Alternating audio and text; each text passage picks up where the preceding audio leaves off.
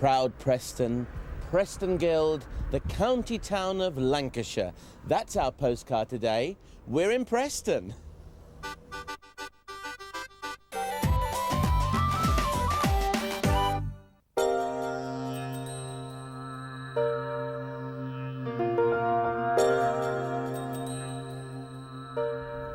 You know, Petra, the last time I came here to Preston Docks was, 6, 7 years ago, and it looked nothing like this.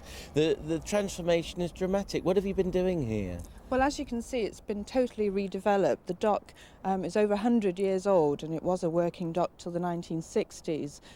Now it's still Europe's largest single dock basin at 45 acres. Is it really? But nowadays we still have the dock here that opens and closes. We have the boats that come through every day. So it's still a working dock from that point of view, but as you can see, we have cinemas, office developments, leisure facilities, and we also have the annual Maritime Festival, and hence we have the Zebu here today, which is the mini tall ship which actually has permanent anchorage now all year round in Preston. Is another attraction in Preston. So it's lovely to see all the developments we've had over the years. Yeah, I mean, it's incredible because a lot of people wouldn't think of Preston as a port because it always looks on the maps as though it's inland. And yet it was one of the biggest ports in the country, wasn't it? Indeed. I mean, we have the link to the sea at St Anne's, and I believe during World War II there was a nice story that we actually made concrete ships because we'd run out of other materials. So it's been a working dock, and yes, it's a sort of unknown secret, if you like, for Preston. It certainly is, and seeing the mini tall ship there, I would think that all around here originally, around these dock walls, there must have been lots of those at one time or another.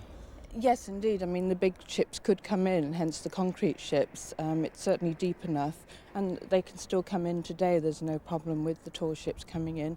And it's a buzz of activity when we have the Maritime Festival in July each year, and many more ships, all sorts of ships. We had steamships, all sorts of things going on, narrowboats, so it's nice to see it used so well. Has it actually finished now, the transformation? No, there's developments going on all the time. There's always more accommodation, and there's still huge potential not only for this side of the dock but for continuing over on the other side of the dock. So it's just ongoing all the time with more and more developers coming along, and we have a steam railway museum opening from next year. Really? So there's all sorts of attractions opening every day, so it never stops, and it's nice to see in Preston so many new things happening.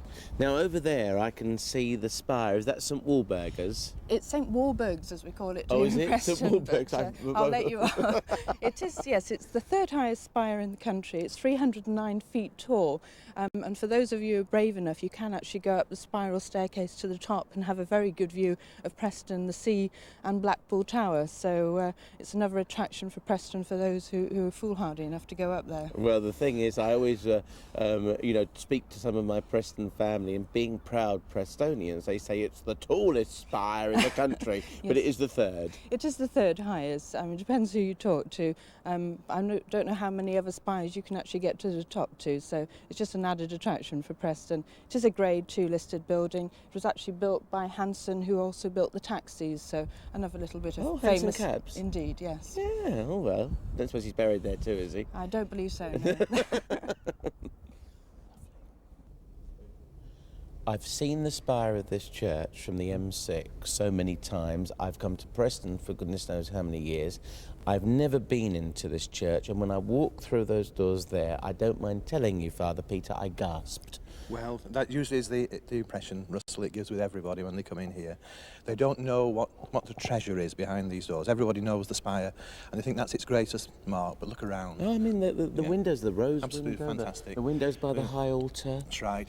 But also the hammer beams. Oh. Which was the great sort of, well, the strong point of the whole church. Which makes there this vast open space. It's like a big barn, with no pillars, nothing. It's all held up. About to say, because normally you have pillars to support a roof like this, wouldn't you? Yes. But you can see, wherever you sit, you can see what's going on. Perhaps that's a danger sometimes, I don't know. No, they'll be watching you, I'm sure, listening to your sermon. How is this all supported then here? Who designed all of this? This was designed by Joseph Aloysius Hanson, the architect who perhaps is only known nowadays for his handsome cab. He was the designer of that as well in London, but he designed some fine churches, and this is possibly one of his finest.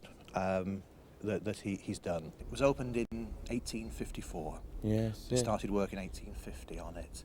So it's just, what, 150 years nearly? Yeah. Now since But I mean, you know, one of the things, Peter, that I felt as I was standing here, for instance, was I could be in Austria or Germany, because it has that kind of feel, that kind of influence, yes, doesn't yes, it? yes. Is that anything to do with the saint it's dedicated to? Because St Walburg is an unusual saint. A lot of people, first of all, Russell, think it's a man, Walburg. But it's not. I thought it was St Walburger. I kept calling it because of the road in Blackpool, St That's right, Walburger's Road. That's right. Well, the same person, but it was Walburga.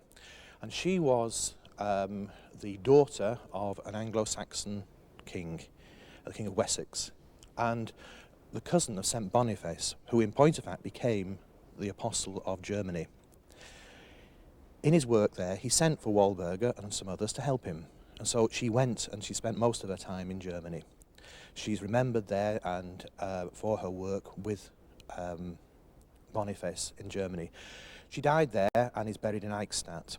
And the connection now that comes back here is strange, because what happens is, apparently, at certain times of the year, from her tomb in Eichstätt, there flows this clear liquid, which is known as St Walburg's oil.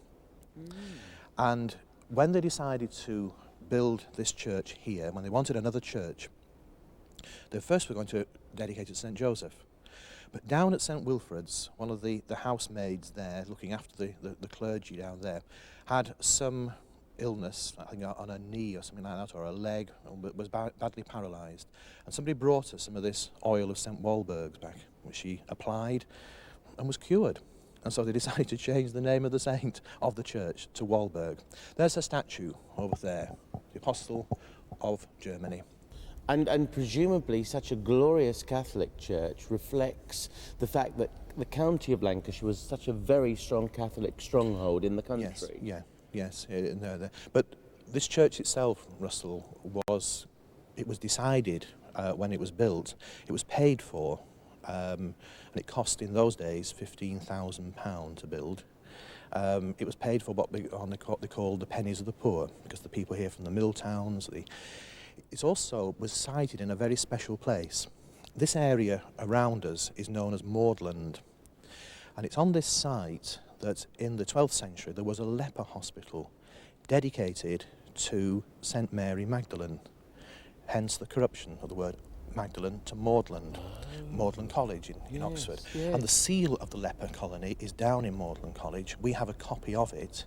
So it was built on a certain level here.